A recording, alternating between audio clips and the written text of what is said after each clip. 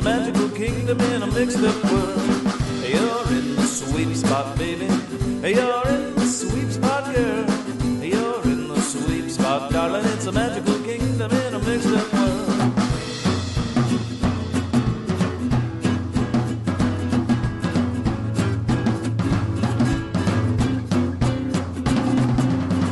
You're in the sweet spot, baby. You're in the sweet spot, girl.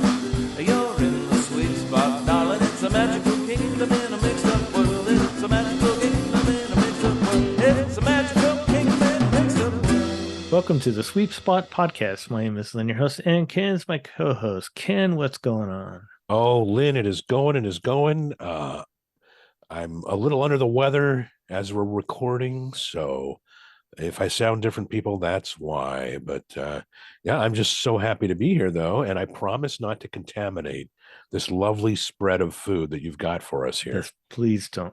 Yes. Yeah, I'm using a sneeze guard. Okay. Okay. Okay. That should help.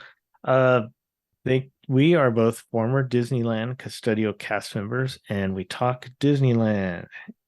And we are the #1 Disneyland podcast, hosted by two former Disneyland custodial cast members. Number one. Yes. And currently we're at the time of this recording, we're #1 on the Amazon charts for books. Cleaning the Kingdom is #1. Yeah, there was something funny happened. We do have two books out: Cleaning the Kingdom, Insider Tales of Keeping Walt's Dream Spotless, and Cleaning the Kingdom, Night, Day, Past, and Present, which is the follow-up. And there was a news article that went viral with our books mentioned and referenced. And there's been some, publicity in various media. And so if you're finding us for the first time and you want to really know what we're all about, we do cover the past, present, and the future of Disneyland. If you kind of want a basic overview, we recently did an episode. It was episode 367.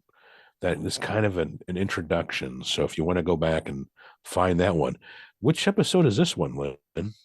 This 372. 372. That's impressive. I know. Good job, Lynn. Good job. We're almost going to hit 375 by the end of the year, but we will start off 2024 with 375 if all goes as planned. Wow. Yeah. All right. All right. Well, we are also, as you know, we're authors of the books Cleaning the Kingdom. And like Ken said, we had 2 different volumes of that book. Totally different content in each book. Same subject, different content. And also, if you'd like to help support this show, you can join our Patreon. And there's a way you can do that by going to our website, thesweepspot.com, and signing up there. Just click on the Patreon link, or you can go to Patreon and search The Sweep Spot, and you can get some cool perks there. We have once a month, we do our current events live where we record, and you're in the chat room, leaving comments and chatting with the others in there. And then sometimes we'll incorporate some of those comments into our recording as we're recording those. And it's a lot of fun. We do that once a month, and we usually record on Friday nights. So it'll be, sometimes it's like near the middle of the month. And then also you get 1 bonus episode per month, and we talk about various things surrounding Disneyland. Sometimes we elaborate more on a story that we talked about in our current events. So we get a little more in-depth conversation about that. But sometimes it's just something else that maybe happened in our lives or while we were working there. So it's a lot of fun, and that happens once a month. You get that episode. Ken, Yes. Who is our guest tonight? We have comedian Kipp Hart. And Kipp Hart is joining us to talk about his time as an attractions host or ride operator. And I think that our listeners will love hearing from Kipp. As you can imagine, him being a comedian, he's got a lot of good things to share with us. That's right. He was a Jungle Cruise skipper and has some great stories along with some other attractions. So that'll be a lot of fun chatting with him. Looking forward to that. Before we get into that, here's a message from Concierge. Looking to book a vacation to Disneyland Resort, Walt Disney World Resort, Disney Cruise Line, Disney Alani, Disneyland Paris, Adventures by Disney, Universal Studios Hollywood, Universal Studios Orlando, then I can do that for you. If you contact me and we can talk about all the different options and dates, and we can kind of even make recommendations on which days might be the best for you to go. And also as a complimentary, when you book with us, we will book your dining for you if you'd like, special events. And we also, when we book a vacation for you, we just don't say have a good time after we book it for you. We are there every step of the way. We contact you before your trip to make sure everything's squared away. We even have a checklist to make sure that you have everything you need. Reservations, dining, all these different things. Your transportation, if you need help with that from the airport, any of those sort of things, we can help you with that too. We want to make the vacation the best it can be for you, because I know that vacations aren't cheap, and we can help you do that. So if you contact me, that's Lynn, and the email is lbarron@concierge.com. That's LBARRON @concierge.com, or you can go to the sweepspot.com, and there's a link on our front page there. You can click on that and there's information on how to contact me. But I'd love to talk to you and help you book the best vacation possible.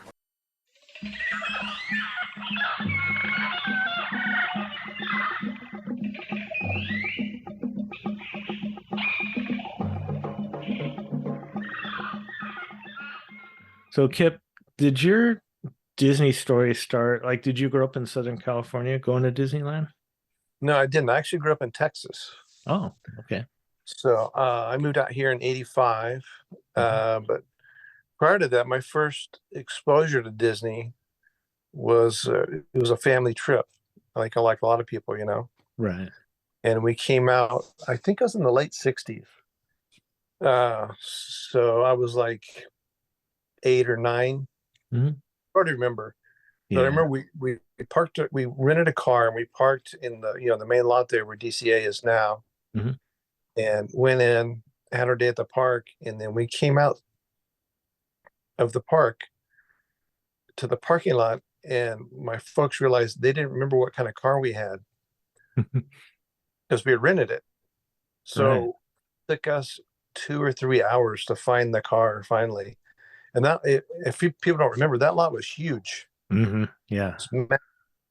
And so anyway, so it took a while for us to find the car, but that's just that's the only memory of the trip, is I remember we couldn't find the car. Oh.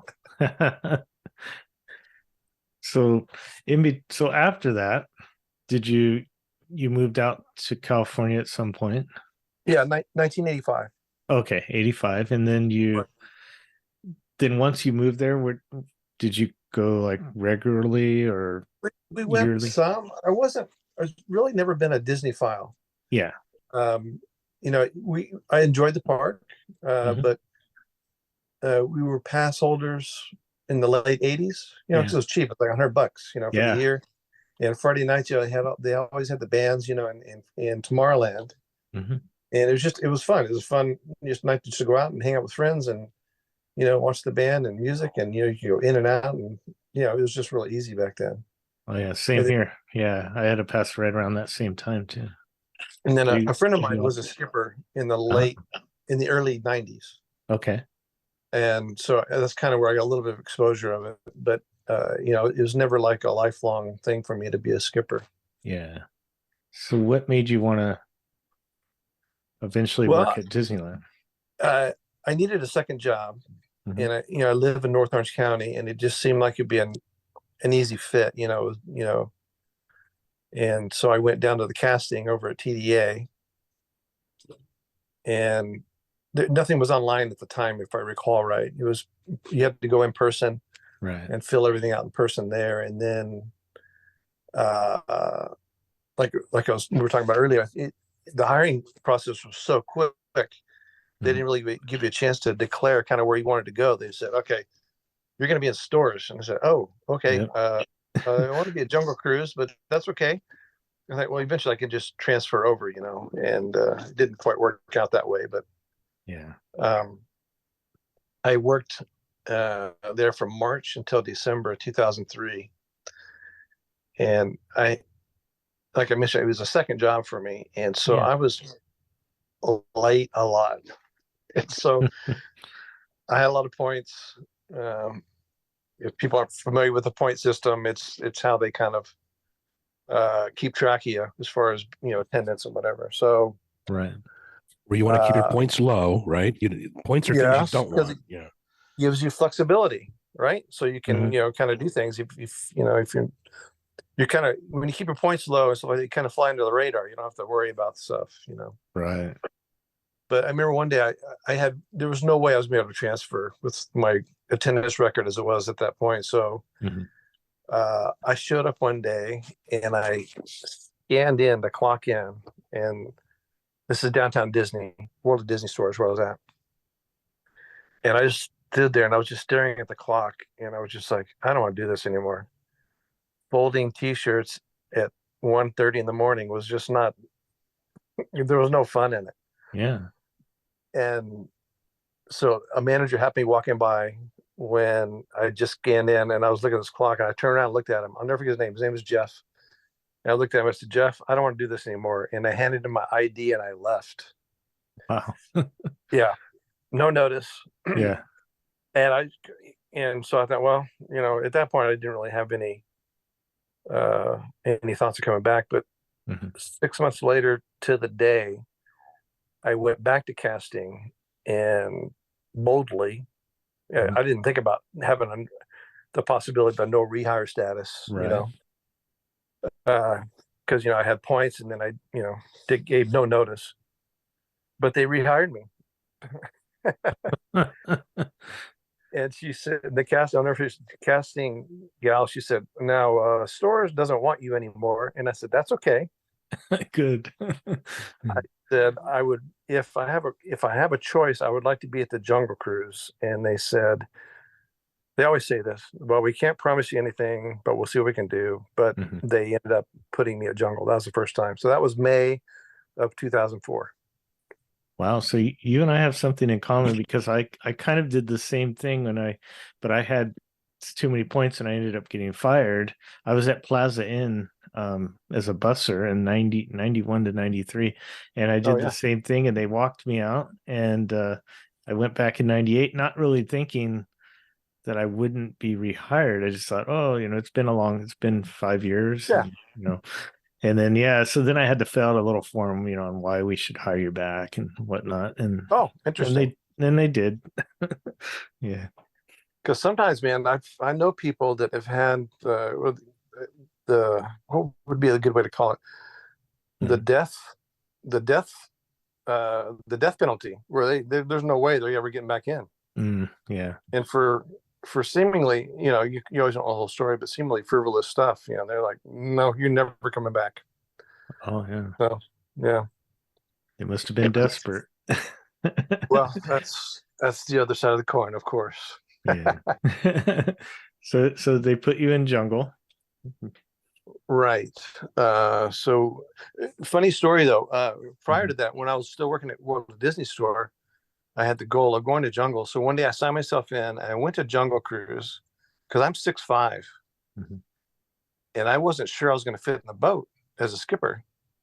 So I went to the exit, and the lead, his name is Sean Nelson. Oh no, that's not right. I'm drawing a blank. Scott Nelson was the lead that day, and I went up to him and said, hey, I want to try to transfer over here, but I want to see if I can fit in the boat. Can I go step in one of the boats and see if I can fit? And he goes, yeah, come on in. So he brought me in, and there was a boat at unload there, and we got inside the boat, and I stood there at the helm and kind of, adjusted myself, and I said, okay, yeah, I can make this work, because the boats are about 6'3", or depending on the boat, they vary a little bit, but they're about 6'3" or 6'4", so a little bit shorter than I am. So I had to kind of like, manipulate myself a little bit to fit in there. So, but anyway, so when I got in Jungle in 2004 in May, As soon as I stepped on the dock, I knew I was in the right place. There was just a vibe there that immediately connected with me. So when you went back, and you said that was 2003? That was 2003 for World of for Disney. the World Disney, right. And then 2004 was when I hired a jungle the first time, May of 2004. Okay. So that's just before the 50th anniversary. Correct. Yeah. They were really which kind of reminds me of the park during that time. It was really sprucing everything up. Yeah, it was fun. Yeah. Another thing, back when I was at World of Disney store, one of the managers, his name is Kai. He brought everybody in, all the WAD cast members, and we got into a big room there at one of the rooms in the store, and he gave us a big speech about the 50th anniversary and how amazing it was going to be, and how you're going to want to be working here during the 50th anniversary. I never forgot that. Yeah. So when I got back in 2004, I was really excited. So, all right, this is going to be really cool, and it lived up to its hype. It was a lot of fun. It was, yeah. So how was the train? We've talked to their skippers, obviously, but I just want to know some of your experiences with training and getting adjusted to the job. So the training's it's fun. It's actually kind of boring. Because you think, because you got to learn how to drive the boat, all the positions, load and unload, and tiki room is a part of jungle, so we have to learn tiki. And then, like in day 3 is where the spiel kind of comes in. So you get a couple of days, on your own to kind of look at the spiel and pick out some jokes that you want to try, and but mostly you're just kind of learning how to operate, in a safe manner, so you can get into the spiel part. I was a trainer for a hot minute, and I thought it'd be fun, and to me it was awful because this is deadheads all day. I thought it was gonna be deadheads all day. Yeah. Not thinking I have to talk and teach other people how to do this stuff. So right, wasn't my cup of tea, but yeah. Is there some flexibility to, like you said, you had to learn the spiel? There's flexibility in there, right? As far as the like staying to staying to the material. Yeah. Yeah, it doesn't have to be word for word, of course. The first spiel that I got exposed to was awful. It's written terribly. It's not. You have to really massage it to make it usable as far as being presentable to me. As far as being presentable to the guests, so you do have to. A lot of the jokes you have to just kind of use your best. Your best voice, your comedic voice to kind of convey it to the guests. Right. I know there's some flexibility because even today, I hear some people, hey, I've never heard that before, so I was just wondering if do you have to get approval if you're going to make any kind of change? You should not ask for approval because it'll always be denied. Okay. You got to just go for it. Right. So the rule is back in interesting, like in 2004, that era, because the jungle has different eras since I've been going there. And 2004, I like to call kind of the end of the Rogue era, where it was still pretty crazy. People are doing their own thing. I wouldn't take breaks because I was afraid I was going to miss something out on the dock or. Yeah. So it was really fun. It was everything, all the hype of it being kind of off the rails a little bit. That was true. It was fun. It was so much fun. And so there was one guy, he would, at the load area, he would pretend like he had an 8-track tape or a cassette tape player, and he would pretend like it had so like he would go do, oh, wrong tape, and then he would click it and put in another tape, and then he would do another song, try to match the right ride. It was really funny. It was really funny. And then I don't know. There's so many. There was one guy. This was 2000. This was during the 50th. His joke at Bertha in the elephant pool. Yeah. Elephant bathing pool. He would say, and right over there, that's Bertha celebrating Disneyland's 50th anniversary with a golden shower. So, I mean, that's kind of the stuff that was going on. It was, oh boy, it was, yeah, really, really fun. Yeah.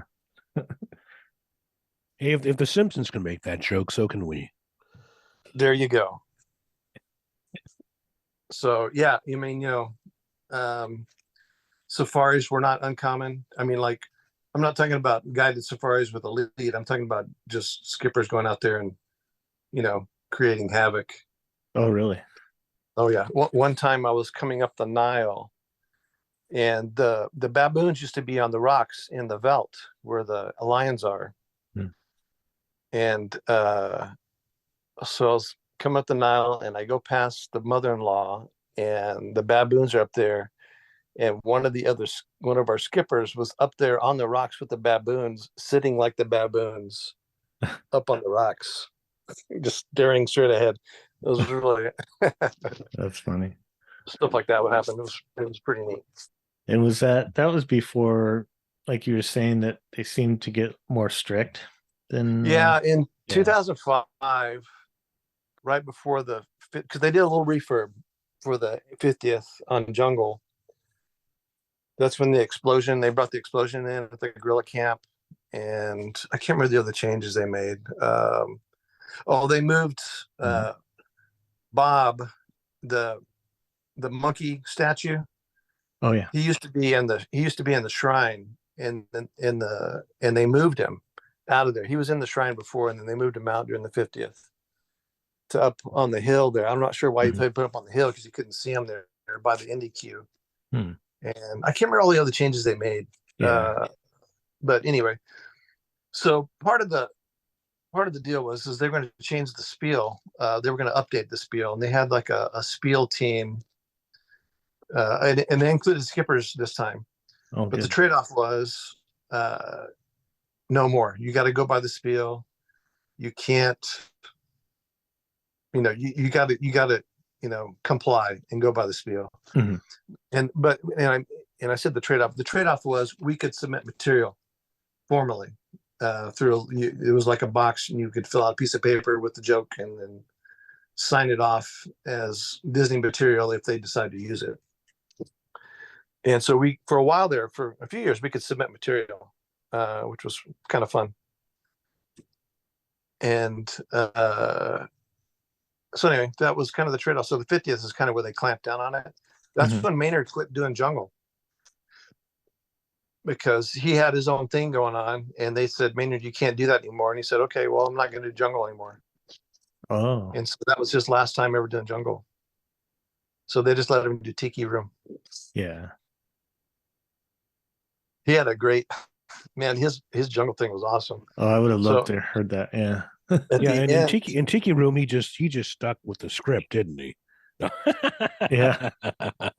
Sort of.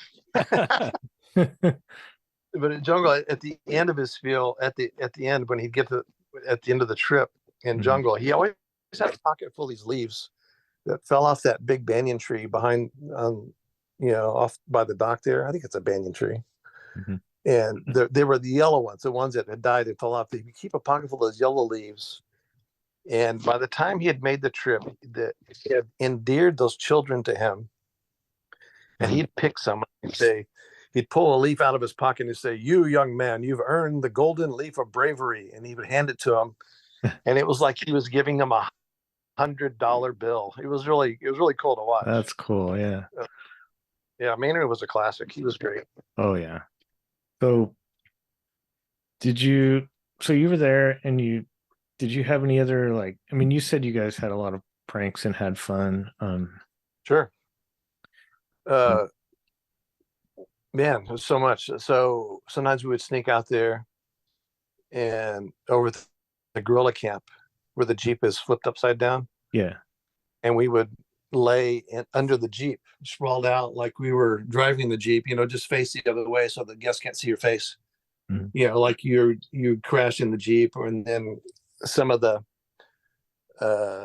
somebody be inside the tent, laid out, or just whatever. Mm-hmm. The squirting elephant, that thing used to squirt like a fire hose. It's not like it is today. Sometimes it didn't come out of the water anymore, but that thing was pretty impressive back then. And so inside the rock there where Bertha is, Bertha's the one in the shower. People don't know that.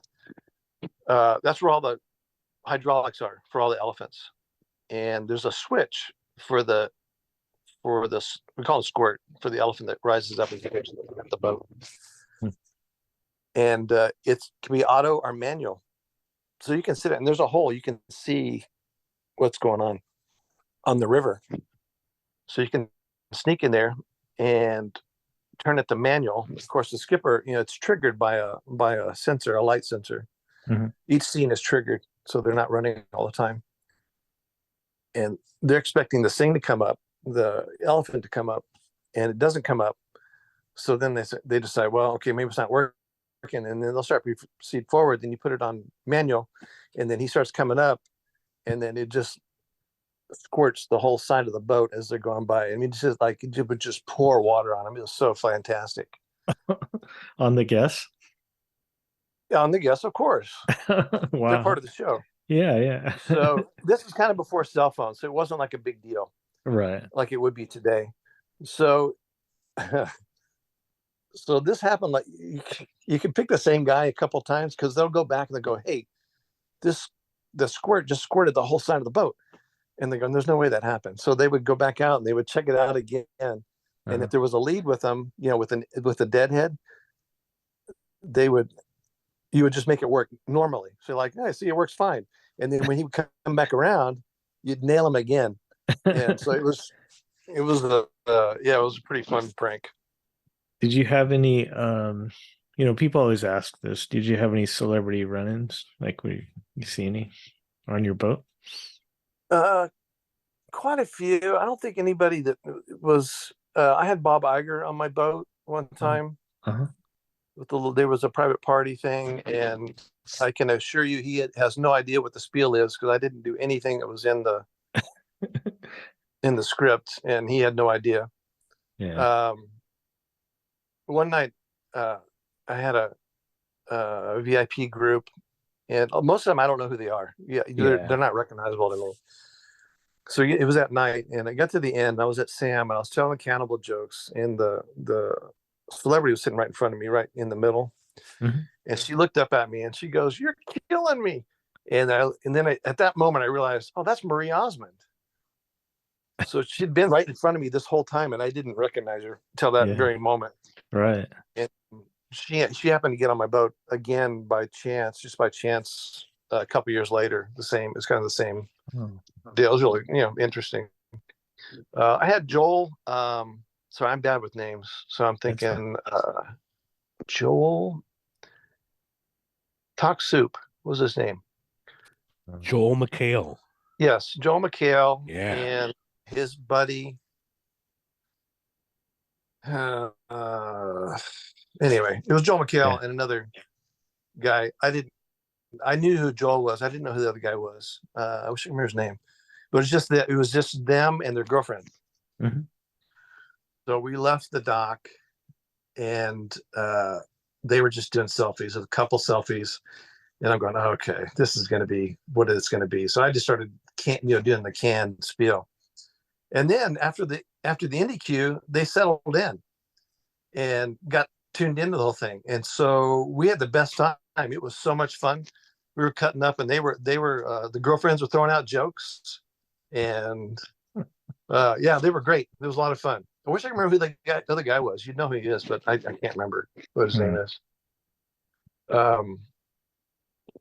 So this wasn't a celebrity, but it was a couple. Yeah. And so we were arranged a deadhead for them.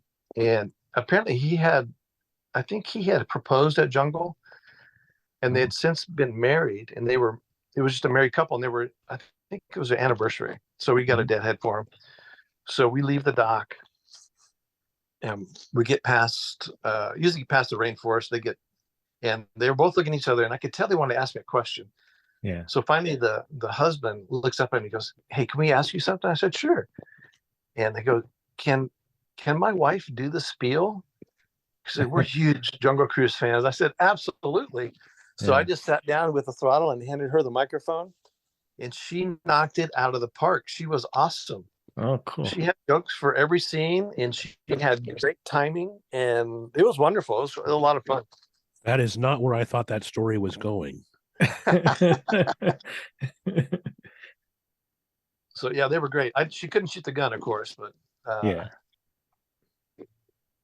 the guns are another little story too, if you want to hear about that. Oh, of course, Definitely. So when I started, the guns weren't available. They had taken them away because they were just apparently they were just worn out. Mm-hmm. They were just in disrepair, and they finally decided to just get rid of them. And I think Cynthia Harris was not a big fan of guns anyway. So I think, because she took all the guns out of Frontierland, and and I think that was just a little bit of the fallout with Jungle, and wasn't a big deal because the guns didn't work very well anyway. So I was at the in-between. I can't remember exactly when they brought them back, 2004 fall or 2005. I don't remember exactly when. Mm-hmm.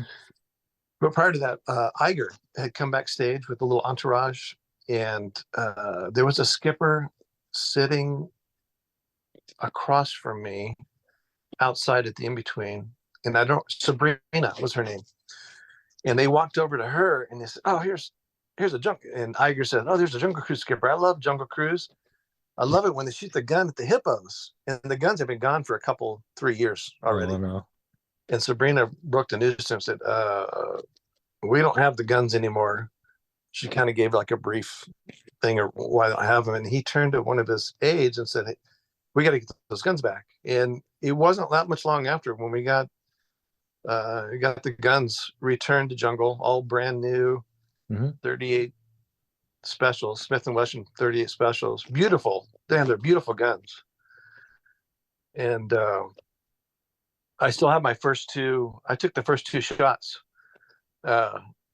with the new guns, and I've saved the rounds. I saved the cartridges. Oh, cool. Yeah, a lot of fun though. I quit using the gun a long time ago because it's too loud, and I like the jokes better without the guns. But we used air horns before, if we had to, because we needed them for, if there's a 3-shot or a 6-shot or 4-shot, or where we needed some kind of way to signal. So we used air horns at the time. What, so I know that you had, so at the time you said they got rid of guns, but didn't they used to have signals they would use the guns for? Yeah, so that was what the air horns were for. Oh, so that's what they used in replacement. Oh, I see. And then, so you would just use the same. So like a 3-shot would be if the boat's disabled, can't move forward or backwards. Then there's a 4-shot, which is emergency, and you're just coming in right away, just letting everybody know you're full throttling back to the dock. And then the 6-shot is if you've derailed the boat off, depending where you are, but mostly happen in Hippo Pool. The emergency you're rushing in there, that would be like a medical or something. Exactly. Yeah. So if there's any kind of, if somebody's in a big fight or if there's a medical issue, you would radio and use the gun as well to, let everybody know you're coming in. Did you ever have one of those? Never had one. Was very lucky.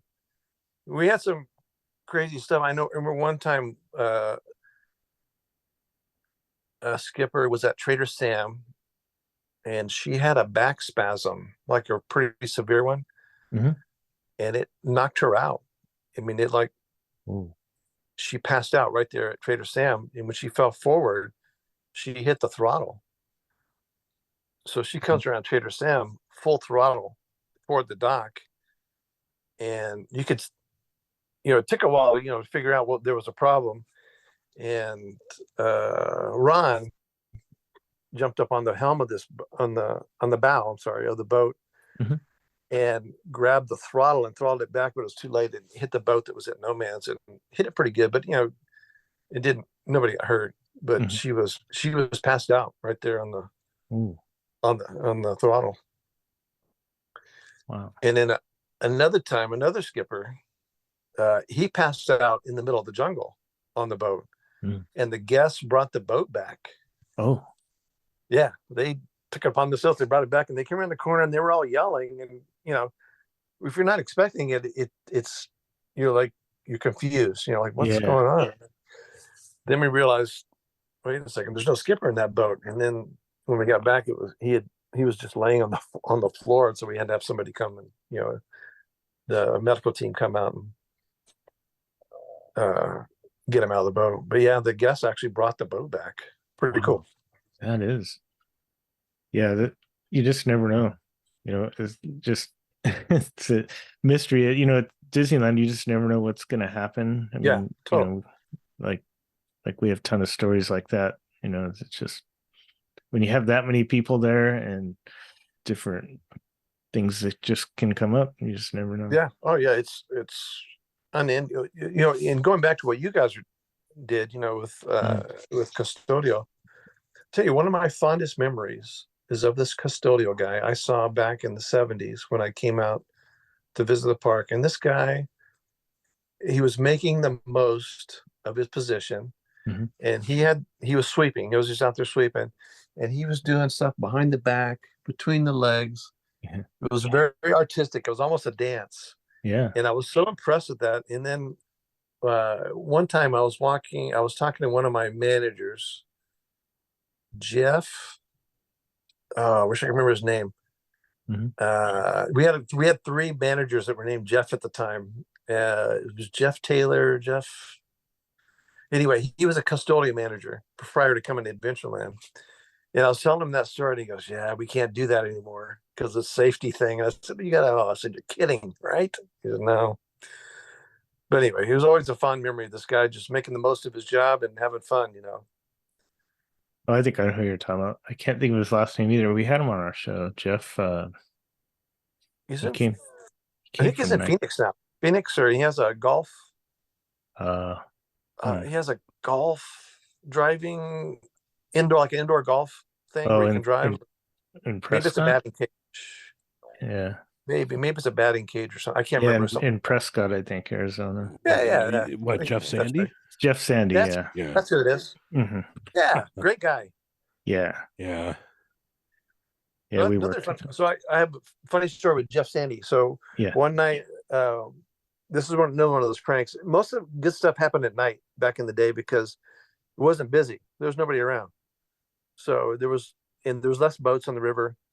Because my first summer, we didn't even open up. I didn't know there was an upstairs queue because it was so slow at Jungle. Yeah. We were 5 minutes perpetually, even in the summer. But I worked mostly nights at that time. So there's this one prank we used to pull every once in a while. It's called Jungle Water. And what you do is you would preload your mouth with just clean water. And then you'd be tasking. You wouldn't be like an unloader. You'd just be, hanging out. So, and this is at night. So you got to visualize this. So at night, so the boat would come around Trader Sam with the lights on. They would turn their lights off, but you would pretend like you're at the end of the dock. You pretend like you're drinking water out of the river. And the other skippers are in on it. So they know if you're doing that, then, the show's on. Yeah. So they would start yelling, no, don't drink the water. Don't drink the water. And then you would feign like, oh my God, what have I done? And then you spit the water out that's in your mouth. And then you start stumbling around and you just fall down on the dock like you've passed out. And then you just start unload the guests and you just lay there while the guests are getting off the boat. You could do like a little leg shake or something like that. Yeah. And, it's a little show, Right. So one night I did that and I was laying kind of perpendicular to the boat, so the guests have to step over me Mhm. to exit. That's funny. And I hear this voice droning, like, Kipp, hey, hope you're okay, but you need to get up. Yeah, I hope you're okay. And the whole time, so finally, I felt like the guests were all gone, and I opened my eyes up, and it was Jeff Sandy. It was the manager, and he's looking down at me, and I'm looking up at him, and he said, "Well, that's really funny," but he said, "Don't ever do that again." So anyway, Jeff was great. Oh yeah, that's funny. There was another bit I would do. We had this jerry can. It's a $5 gallon gas can sitting there, and it was loose and just hanging out like it was a prop over there by where they put the wheelchairs now, but there was usually just props there and stuff. So I would take the can out and I would set it on the dock next to the front door where it would pull up, and the skipper would pull up and say, I would just sit on the can, sitting on the gas can, and they'd say, "Hey Kipp, what's going on?" I say, I got some gas, so I'm sitting on the can. And guests overhear this? Oh, of course. Yeah. Oh yeah. It's for them. It's for us. Most of that stuff was for us to keep us entertained. Yeah. I can't repeat all the other stuff because I can't remember. I've forgotten way more than I'll ever remember. Yeah. But just the other guys just pulling pranks and saying funny stuff. We spent most of the time in the early days anyway trying to crack each other up. That was the goal. Yeah. And the guests sometimes would be they would get the side benefit of us trying to be funny to each other. And I remember you were saying how slow it was at that time. I remember when we did use the upper queue, I was like, wow, I don't think I've ever been up here. Now every time I go, always using. Yeah. Yeah, it's just a different. Well, the operation has changed so much because of the DOS system. It really slows down the operation. So we used to, man, we would pump out close to 2,000 an hour there. Wow. Before the DOS thing really started kicking in, before we had the they call it the wave boat, the wheelchair accessible vessel. So we could run 8 boats and we would pump through people. And now it's probably 60% of that now. Wow. Yeah. So it's really diminished the efficiency of the ride, but it's a necessary element to accommodate the guests. So parks are busier nowadays than they were when we were. Yeah, that's true too. Yeah. The 50th kind of cranked it up a little bit. That's when we got busier during the 50th because we had the refurb and there's a lot of new stuff in there. I don't know, a lot.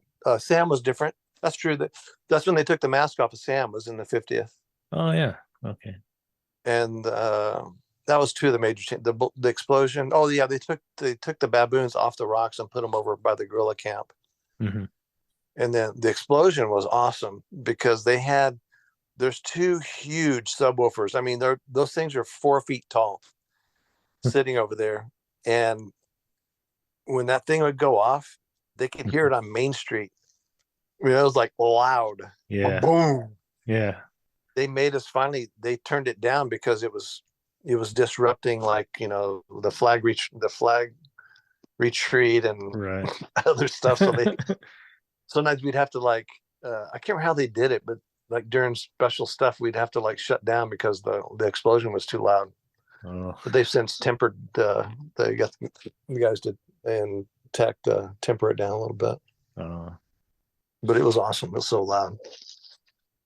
And we got to test we were testing the explosion because we would have to drive the boats over to see if the boat could take an explosion of the water cannon, or the air cannon, and it does nothing. It's really funny because you go over it, you really can't even feel it. It just kind of, it seemed like it really big. Yeah. But if you time it right, and there's somebody that's unaware, you can really drench the skipper behind you. Oh. Because it triggers 2 places. There's one trigger in the beginning of the scene, and there's another trigger at the end of the scene. So it goes off twice. Oh, I see. Yeah. But you were also trained at Tiki Room too. Is that just Yeah, Tiki Room. I didn't do much Tiki Room. I didn't really care for it. It was a lot of in the early days. When I'm talking early days, I'm talking about my early days. Yeah. It was just one cast member, so you work Tiki by yourself. It was nice every once in a while to be over there and just not have to do anything but just run the show. And so you would load the show, close the doors, do the spiel, and then you'd walk back out. You would leave the theater empty, and you would go out to the greeter position and just hang out there until you heard the Pele. You heard a little explosion. Then you knew the show was about to end. That's when the rain starts inside the theater. So then you leave greeter and you go back in. You exit the show and you load the next one. You just did that by yourself. It was pretty fun, but I didn't care for it other than just an occasional time to take a break. That makes sense that they only had the one. I mean, it was slower back then. I mean, I'm glad that the theater gets full now, because seems like the last few times I've gone, the theater's it's pretty well attended. Yeah. And they keep a cast member in, so now they have a couple of cast members, so they keep a cast member in there just in case there's an issue with the show, because stuff happens. Right. The fountain can break and the water's squirting everywhere, and there's nobody in there but the guests. It's right. That makes sense. So those were the two you were trained on, were the Tiki and Jungle. Yeah, and then I also have Big Thunder knowledge, so I work Big Thunder a lot. Oh, okay. Yeah, really, that's really fun too, man. That's a different kind of fun. Why is that fun? There's more guest interaction one-on-one, and that's what I really like. Jungle, it's collective, and it's not as interesting to me. Yeah. The laughs are interesting. We can come back to that later, but Thunder is more one-on-one guest interaction, and it's fast and loud. It's a doggone roller coaster, man. It's fun, man. Get to run a roller coaster, man. It's awesome. And there's more positions too, I assume. Yeah. Oh yeah, a lot more. And there's more variety in a way, because it just depends on what rotation you start in. Right.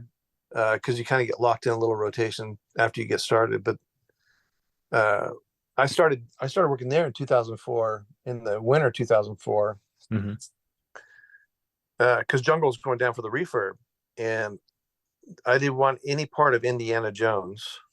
Yeah, it was not my cup of tea. I didn't like being inside, and there was it was always kind of sophomoric. It's pretty immature over there at the time, and I just didn't want a part of that. It was just not something I was interested in.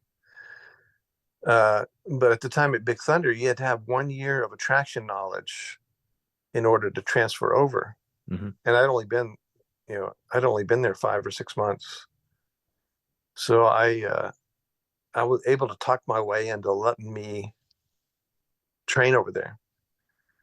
So Julie Yang and I were the first two to train at Big Thunder after the accident. They had 2 accidents, but after the second accident, they had like a little I don't know, it's a long story, but anyway, so Julie and I, we were the first 2 to be trained over there. So it's 5 days of training, but man, it was so much fun. Man, it was fun over there. Yeah, and you're kind of not in a hurry, but you're under a little bit of pressure because you want to get the load and unload quickly. Yeah. You got about, getting the guests in and out of the train and loading the train. And we used to, at night, it was a big deal to we'd go down to 3 trains one side.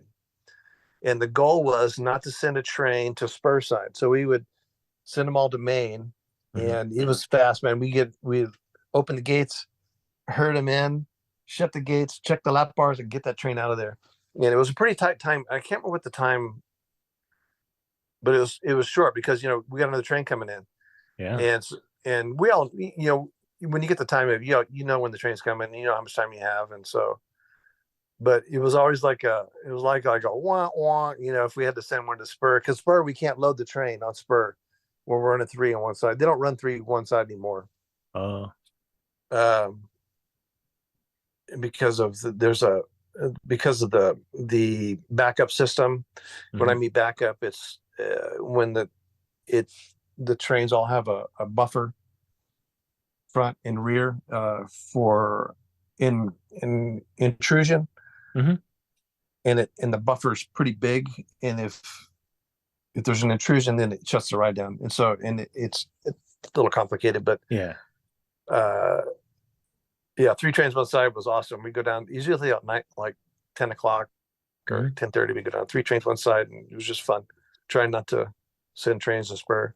Next train on Spur, oh, it was a bummer. So anyway, well, I have a question for you, because the last time I was there, this had never happened, and I've been to Disneyland, my whole life practically, and they up on the the lifts. I think it was lift 2. Is that the one over? that's the one that's outside. So that's yeah, yeah.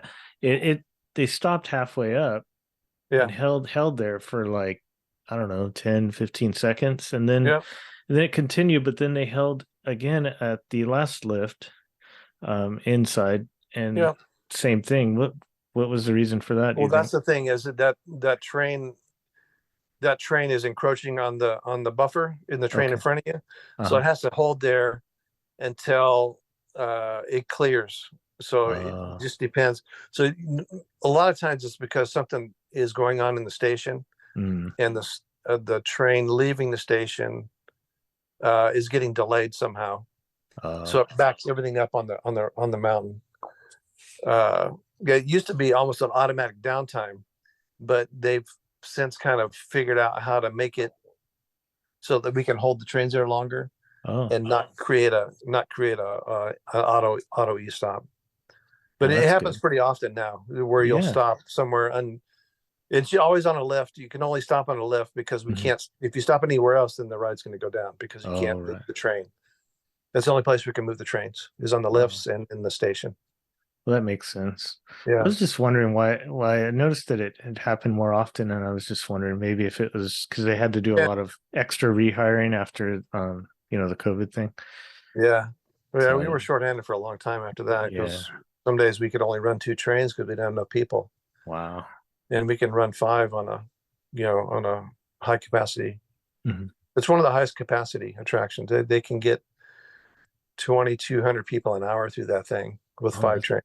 That's great. Yeah. Yeah. It's without Genie Plus, if we ran both lines just regular standby, on the busiest days, that line would be 20 minutes long, because it's such a high capacity attraction. But the Genie thing kind of throws a wrench into the whole standby thing. I know.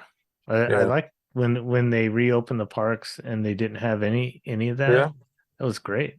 It was incredible. It really exposed how FastPass and FastPass was actually better, because our standard for FastPass, when they first introduced it, was we had to keep that FastPass line less than 5 minutes. So they would do the distribution of the FastPasses to trying to, it's all ballpark, but so if the FastPass line was taking longer than 5 minutes, they would say, hey, you need to get more FastPass people through the line. Now it's like 20. So it used to be free and faster. Now it's pay and it takes longer. Yeah. I mean, and if another Big Thunder is a tier 2 attraction, so it's not tier 1 like Space or Indy, or I can't remember what else is. But anyway, so if Space went down, all those readmissions would come over to Big Thunder, and they'd just destroy that lightning lane. Would be an hour sometimes, just people, because everybody just show up, like when they turn to multi-use or whatever they call them. So if Big Thunder goes down, they can't go to Space or Indy because they're tier 1. So they can only use it like at Jungle or some other places. I see. So it was a bummer when they started doing the electronic thing, because when I would do re-ads, if it was the right person, because even when we could handwrite the RIAs, remember the paper ones? Yeah. So at Thunder, for some reason, Space, I always had a stick up their rear, and they didn't want. I mean, I guess because it's always busy over there. I get it. Mm-hmm. But they wouldn't. They would tell us we could write a RIA's choice, and then in parentheses, no space. Mm-hmm. So they couldn't use our RIAs at Space Mountain. Oh. So, but every once in a while, I would say, I would put on their choice, and I would put space okay per lead. And I would give it to a group, and then I would call the lead, and I'd say, "Hey, you're going to get a call from Space Mountain. I'm just letting you know it was me." And so they would say, "Okay." And they were cool. It was fine. Just so I give them a heads up. And they would call the Space. They would say, "Hey, who's doing this?" They would like get really upset. But it's like one group, I'd just pick out a group, make some magic, and say, go over to Space Mountain, have some fun. Yeah. But they didn't like that. No, I can imagine. Yeah, I miss the paper stuff because it was way easier to make magic and have just make people have a better day. It was just easier. I could keep fast passes, the paper ones. I would keep them in my pocket just if I got down to merge where we collected them, and they would come up and just whatever, and I would just give them a handful of fast pass. Hey, go ride again, or what? It was just fun. It was just easier. Now they keep track of it, so you have to log in to give readmission stuff or whatever they call the multi. I can't remember what they call them anymore. Yeah. So they know who's giving away what. So before it was anonymous, just a lot more fun. Yeah, they tried doing that in Custodio. I think it was about 2006. I want to say they were giving us these passes, and we could do the same thing. We could make magic, and do that. But then that only lasted a little while. I think people were abusing it, or was that the year of the Million Dreams? Is that the one that? Were you there? Yeah. You were there. Yeah, the million. That was when it was. That's right. Yeah, you're right. Yeah. So that was a lot of fun. Yeah. It lasted 18 months, but whatever. Who's counting? Right. Yeah, that's right. That's what it was. And that was right when I left. It was right around that time when it was still going on. I had already left, so they decided they could do that because I wasn't there. That's right. Yeah, totally fun. It was a good time, but things change. You gotta kind of. So what I do at Thunder is if instead of since we had to do the electronic way, I would just say, "Hey, you want to ride again?" And I would take them to the exit and walk them down to the platform and just let them ride again that way. Oh, so just there's ways around it. You just gotta be creative. Right. Yeah, it's fun.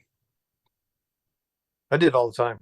I just let people, if their row wasn't filled, like if I'm grouping and their row wasn't filled, or if I group somebody on Big Thunder and we were having fun, interacting, whatever, I would save their row again and say, "Hey, you want to ride?" When they come back, I say, "Hey, you want to ride again?"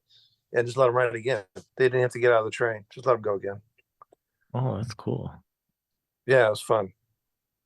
Thunder. That's why Thunder was, to me, was a little bit more fun in that regard because I could do a lot more for the guests. Jungle's kind of, Jungle was fun for me because of the humor. Right. Thunder was fun because I could do more, and I could use my humor at Thunder too. I used to do Q spiels featuring Billy the Goat, and what would you do? I would do stuff like I would say stuff like, and I'd get on the all right or the Q PA, and I'd say, "And here's Billy the Goat with the latest weather report." And if it was summer, he would say, "Hot," and I would say, "Thanks, Billy." And if it was raining, I would say, "And here's Billy the Goat with the latest weather report," and he would say, "Moist."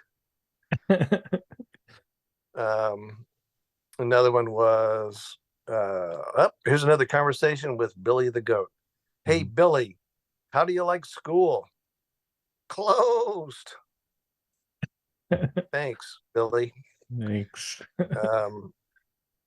Here's one that was a favorite. It was a cast member favorite. I would say, it was something like, I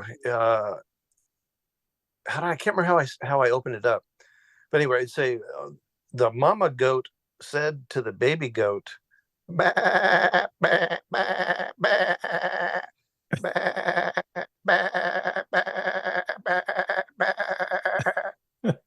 And then the baby goat said, what? So that was kind of like what I would do. So it was fun. And usually it's funny because you hear the cue laugh, and that was fun. And then the cast members, it was break up their day. It was kind of like, it was for the cast members to kind of help break the day up, because it gets pretty intense there sometimes, with we're just putting people through, we're trying to get people through there as fast as possible. And it was a lot of fun. But you said you were there off and on. Right. So from 2004, I worked 2 years. So I worked from 2004 till May of 2006. Mm-hmm. And then I left for about 18 months. And I came back, I think it was 2008. I came back. It's hard to remember. It's 20 years ago. So it's right. And then, no, I take that back. I left a year, 2007. I was there just a year that time. Then I left, and then I came back, and I came back in 2009 after about 18 months. I think that's right. Uh-huh. And then I worked from 2009 till 2017. Pretty good run there, about 8 years. Yeah. And then I left for a couple of years, and then I came back in 2019 and worked until COVID hit. Mm-hmm. But I was already on kind of like a leave of absence because my mom got really sick. Mm-hmm. So I was in Amarillo, just working with my schedulers, like, getting days off and right. so I could stay out there and help my mom. And then COVID hit and bailed me out. Oh. So I didn't have to. Yeah, it really helped me. So I stayed there with her until till the end of December, or till the end of 2020, till like December. Mm-hmm. And then she got better, and I moved back here and just waited, until they rehired again. So I rehired again in 2021, whenever they called us back. Mm-hmm. Because they laid us off in January, I think, of that year, finally. Because we're kind of like, we were on like a furlough. Furlough? Yeah, like a furlough. We were still on the payroll, but we were still cast members, but we weren't working. And then they finally they weren't sure when it was going to happen, so they just let us go at January, February, or December or January. And then they called me back in May of 2021. Mm-hmm. And then I worked another year. Oh, okay. I think that. So anyway, yeah, until I left a year ago last summer. For now. No, I'm done. This is finally, it's finally out of my system. Every time I'd go, it hurt a little bit. Yeah. I didn't want to go, but I had to do adult stuff or something. And I just couldn't manage the schedule. So, because most of the time I was working 2 jobs. I had a day job, and then I worked the night job. Jungle or Thunder or Disney was my night job for a long time. Till 2017. Then I just did it full time. Until I finally left a couple years ago, year and a half ago. Okay. Well, after they hear this, they won't let you back. I mean, well, the stories I've told are tame compared to some of the other ones. I can imagine. Yeah, Anyway, there's, like I said, Skipper Stories has a bunch of great. If you guys haven't seen that book or read the book by Dr. David Marley. Yeah, have you heard of that book? Yeah, we've had David on. Yeah, I have the book. Yeah. David's one of my dearest friends. He's the one that got me into stand-up comedy. So anyway, yeah, so he's just wonderful. What a great guy. Yeah. So what are you doing? Are you doing anything? You said you're doing stand-up comedy. Yeah, so that's kind of my endeavor right now. So I retired last February. I was working at FedEx for a little while after I left Disney.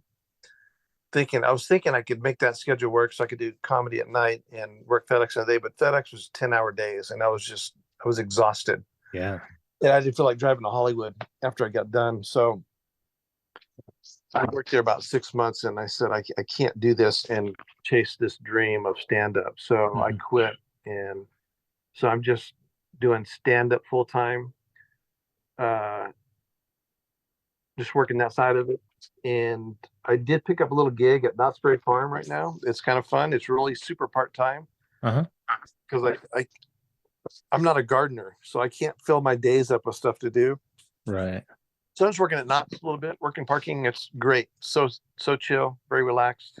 Awesome. And then at night I go to Hollywood most nights, or I'm doing mics or something, out here in Orange County. Working on the side of it, and I've got a project I'm working on right now for an hour one-man show, and it's going to feature my time at Disney. Oh, awesome. Yeah, so that just came up. I've been workshopping it with a comedian friend of mine, Jesus Trejo, and he came up with this brilliant idea on how to put it together in a way, and he's got a lot of experience in that. He's got a Showtime special, and he just produced a YouTube special on his own. So he said he was standing there, and we were at the Comedy Store, and we were just talking and cutting up and stuff, and then he got this look. We weren't even talking about this, and he just started staring off into and then he goes, "Hold on a second." He goes, "Hold on." He said, "What did they call you guys working the Jungle Cruise?" And I told him, "We're skippers." And he goes, okay. And then he just stood there and he was looking out. He goes, here's what you do. And then he laid it out. He said, "You're going to do like a series of essays, and it's going to be a one-man show." And I go, "Oh my God, that's exactly what I've been looking for." I couldn't figure out how to present all these stories that I have. And I don't know, in stand-up, the hour is like the pinnacle of what you're shooting for. And normally I just do jokes. Yeah. And doing an hour of just jokes is daunting. Yeah. Because my subjects are very eclectic, and trying to remember, I would have to do, in an hour, I would probably have to do 100 jokes to fill an hour, maybe more. Just depends. And with this other way, I've got all this Disney stuff that's just sitting over here, and now I can use it as more of a story, kind of a story thing. And now I don't have enough time. Yeah, an hour is not enough time. So it changed everything. That's a good problem. So anyway, so I've got I'm drafting out the format now, and then I'm going to start working on the hour stuff. So hopefully by summer I'll have it ready. Great. How can people find out more about you or see you somewhere? I am Facebook, light, Instagram heavier, and I've dabbled in TikTok, but I haven't figured out how to present something that seems interesting to me. I'm trying to figure out I'm trying to figure that out still. I'm on there, but I posted a couple of stories, but I don't know. I haven't figured out exactly how to optimize that platform yet. But most of my stuff on Instagram, that's where I post all my shows, and some pictures and stuff. I do jokes I use Facebook for jokes and funny stuff. Okay. It's more of a word platform, and Instagram's kind of pictures and junk. So I can use them all different. But how would they find you? Give your full name here. Kipp, it's 2 P's. The first P is silent. KIPP, and then Hart, HART, on Facebook. Instagram is Kipp Hart Comedy, and TikTok is Kipp Hart haha. I couldn't use comedy because I tried the TikTok before with Kipp Hart Comedy, and I couldn't figure out how to get back in. I couldn't figure out they're really strict about passwords and stuff, and I couldn't figure it out. So I had to change. I had to open up a new TikTok account to get that. But anyway, so it's Kipp Hart Comedy on Instagram. And then, that stuff, they cross platform. So I post stuff on there and it goes up Facebook automatically anyway. So it's Right. kind of Cool. And that's it for now. I'm not sure how the one-man show is going to, I'm not sure how I'm going to debut that yet. I'm not sure. I'm going to do it live somewhere.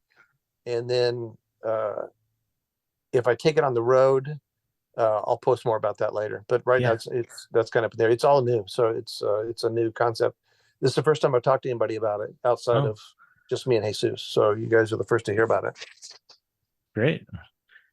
Well, thank you so much for coming on, Kipp. Really appreciate it. Man, what an honor! I'm glad. I'm so happy you asked me. I love talking about this stuff. I hope I'm interesting. I don't know that I am, but there's so much there to share. An hour or so is just it's hard to narrow down. I know. All the stories and whatnot. So it's I'll tell you what, I'll leave you with a joke. The last joke I told at Jungle, I didn't even have like a day. I just quietly took worked the last shift and then just moved on to Thunder, and then I left the park. So this was my last joke. I used to do it a lot at night. It works really good at night, but anyway, so I would say, all right, so you guys have been awesome. So I'm going to leave you folks with this. Astronomers tell us that when you wish upon a star, well, you're a few million years too late because that star's dead, just like your dreams. Good night. Good night. So anyway, that was my last joke at Jungle. Wow. I always love talking with former customers. It's especially ones that were there around the time we were. It's just really interesting. Yeah, he had some overlap with us. Yeah, it's a lot of fun. Thank you, Kipp, for coming on. We'll definitely have to have you on again. We can never get enough. It's amazing how many times have we talked with somebody from the Jungle Cruise, and we can never get enough. I mean, Probably it's 10 times. Yeah, we could probably do many, many more episodes. Yeah, for sure. Yeah, for sure. We at this point in our episode, we always like to read our most recent reviews that we get, and I always read these from Apple Podcasts, iTunes, because that's the app that I use. So and it seems to be the majority of the people listen to it from there, although there are other options, but a lot of the others don't really have a place to leave a review, so I do this one. So this one we have, they always cut off the title. It says Sweet Spot is a and you could use your creativity. Is a what?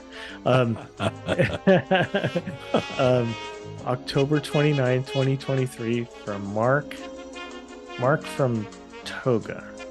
I think you cut it off there too. 5 stars. It says, I have been listening to Lynn and Ken's Suburb Sweet Spot podcast for over a year now. Apologies for the late review. My wife is also hooked now. Each episode is full of interesting anecdotes, prognostication. Wow.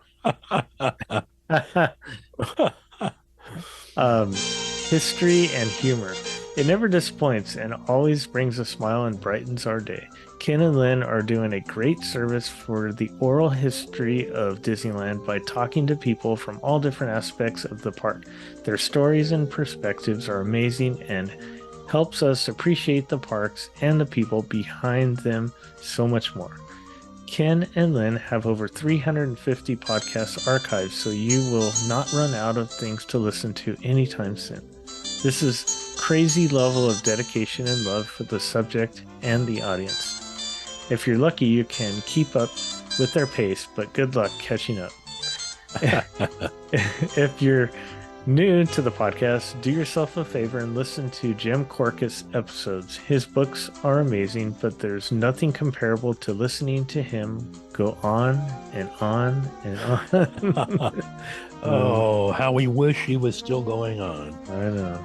Yeah. His passing is truly sad and a loss for the Disney community, but thanks to Lynn and Ken, there's a lot that will live on in addition to his published work. Rest in peace, Jim, and thank you. It says, thanks so much, Ken and Lynn. Stay crazy we'll be ordering some t-shirts and books for the holidays and supporting via Patreon. Cheers, Mark and Amelia, Saratoga, California. Well, those are the best. That's the best kind of listener right there. Yes. Left us a great review, Patreon support, buying those great shirts that you can get at thesweepspot.com. That's right. Great merchandise there, folks. If you haven't checked it out, you really should. Yeah. And you know, I don't think I mentioned this, and I usually do. If you want to get autographed copies, I have some available here, and they're signed by both of us, so you can get both of our books together for a good deal, or them separately for a bad deal. No, just kidding. So yeah, no, they're always a bargain, and you can get those in addition to getting them on Amazon Kindle, or the audiobooks are very popular, and you get both of them on audiobook also. Yay.